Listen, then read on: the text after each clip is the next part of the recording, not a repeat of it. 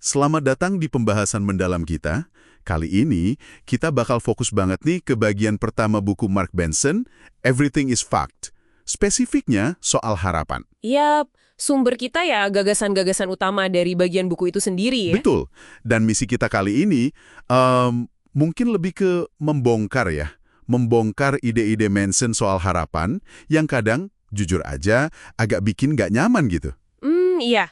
Apa sih harapan menurut dia? Kenapa kok bisa jadi problematis? Nah, itu dia. Mari kita telusuri bareng-bareng. Oke, jadi penting buat diingat, harapan di sini tuh bukan cuma sekedar keinginan positif biasa ya. Bukan cuma pengen dapat kerjaan baru atau liburan gitu ya. Lebih dalam dari itu. Dia lihatnya sebagai kayak mekanisme pertahanan mendasar kita gitu loh. Buat ngelawan apa yang dia sebut kebenaran yang tidak nyaman. Kebenaran yang tidak nyaman. Maksudnya? Ya, intinya kesadaran kalau secara kosmik nih, kita ini mungkin nggak signifikan amat, dan kematian itu pasti. Nah, harapan jadi cara pikiran kita buat menghindar dari keputusasaan soal ini.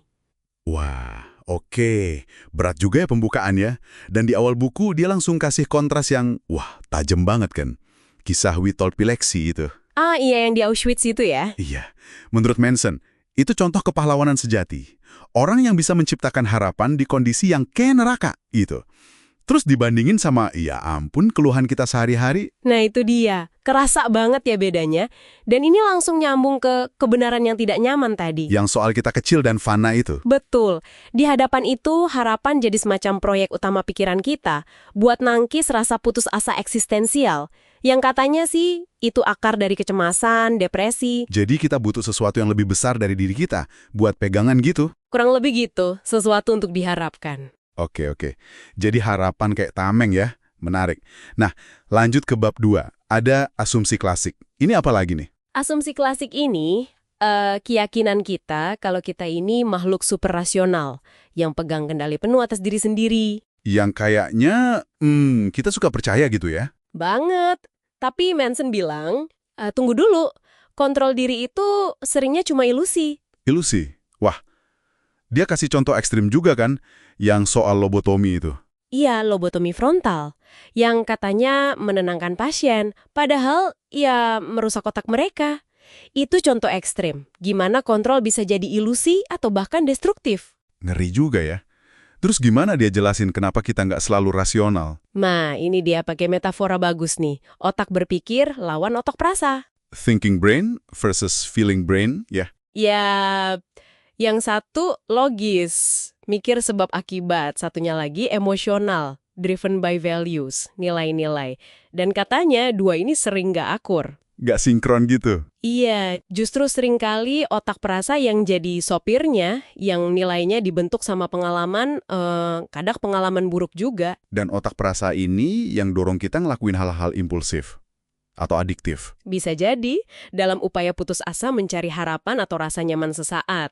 Termasuk, ini menarik, obsesi buat terus-terusan memperbaiki diri, yang kadang malah bikin stres sendiri. Wah, jadi kita lebih sering digerakin perasaannya daripada yang kita sadari.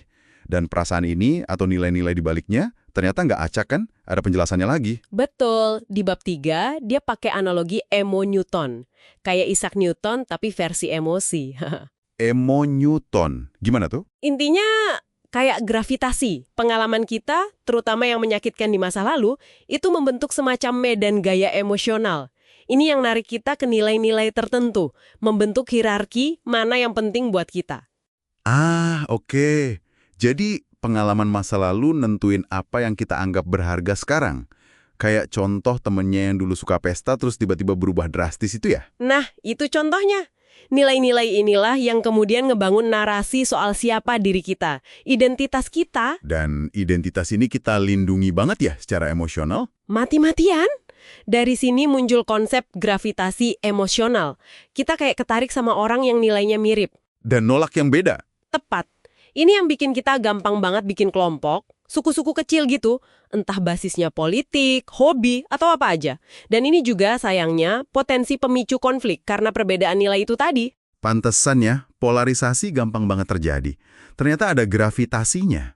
Narsisme juga dibahas di sini kan, kaitannya sama harapan dan identitas. Iya, sebagai bentuk penilaian diri yang mungkin agak menyimpang, yang juga terkait sama cara kita membangun harapan dan melihat diri sendiri. Oke, jadi kita punya nilai, punya identitas, terus gimana kita merawat harapan yang nyantol di situ?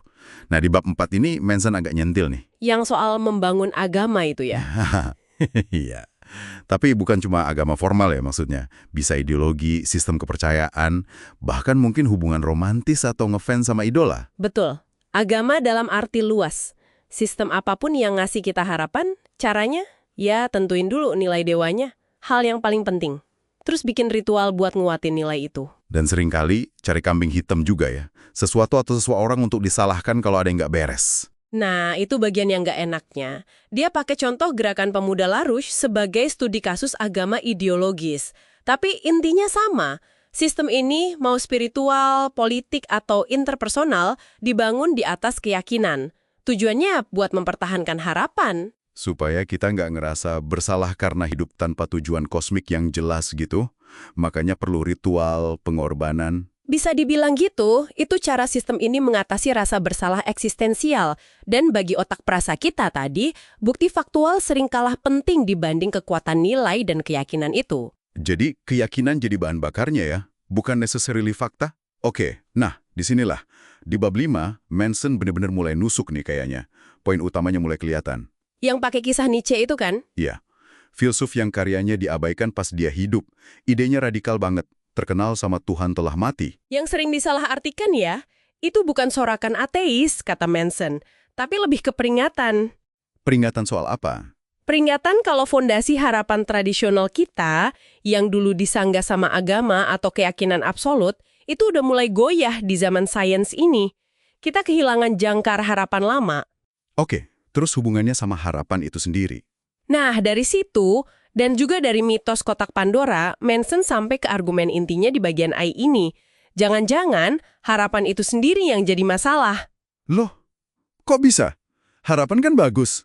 Justru itu, menurut argumen ini, harapan itu membutuhkan sesuatu yang dianggap rusak atau kurang untuk diperbaiki. Harapan butuh masalah, butuh konflik, butuh perpecahan, biar dia punya alasan untuk ada. Tunggu. Jadi harapan yang selama ini kita anggap positif dan penting, ternyata secara inheren butuh musuh, butuh sesuatu untuk dilawan. wah, ini dia nih yang bikin gak nyaman tadi. Iya kan? Ini menempatkan kita di persimpangan yang cukup sulit.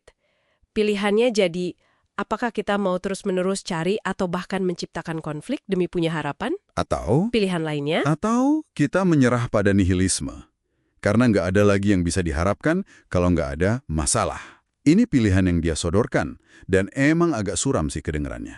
Oke, jadi kalau dirangkum nih, penelusuran kita di bagian pertama buku ini nunjukin kalau harapan itu, menurut Manson, semacam dorongan kuat buat ngelawan rasa hampa makna, Yang seringkali terkait sama ilusi kita soal kontrol diri. terus dibentuk banget sama nilai-nilai dan narasi identitas kita, yang asalnya dari pengalaman. Dan dilembagakan dalam berbagai bentuk agama atau sistem kepercayaan, biar harapan itu awet. Tapi, ada tapinya nih. Tegangan utamanya justru di sini. Harapan yang fundamental ini ternyata berdiri di atas fondasi yang mungkin goyah, ilusi. Dan secara desainnya malah butuh perpecahan atau konflik. Nah, ini ninggalin kita dan juga Anda para pendengar dengan pertanyaan penting buat direnungkan. Pertanyaan apa tuh? Kalau harapan yang biasa kita kenal dan pegang erat-erat ini ternyata punya sisi gelap dan problematis kayak gini, kira-kira ada nggak ya cara hidup yang lain? Cara hidup di luar atau mungkin melampaui jenis harapan semacam ini? Dan kalau ada, apa ya kira-kira yang bisa menggantikannya? Itu jadi pemikiran menarik untuk dibawa pulang.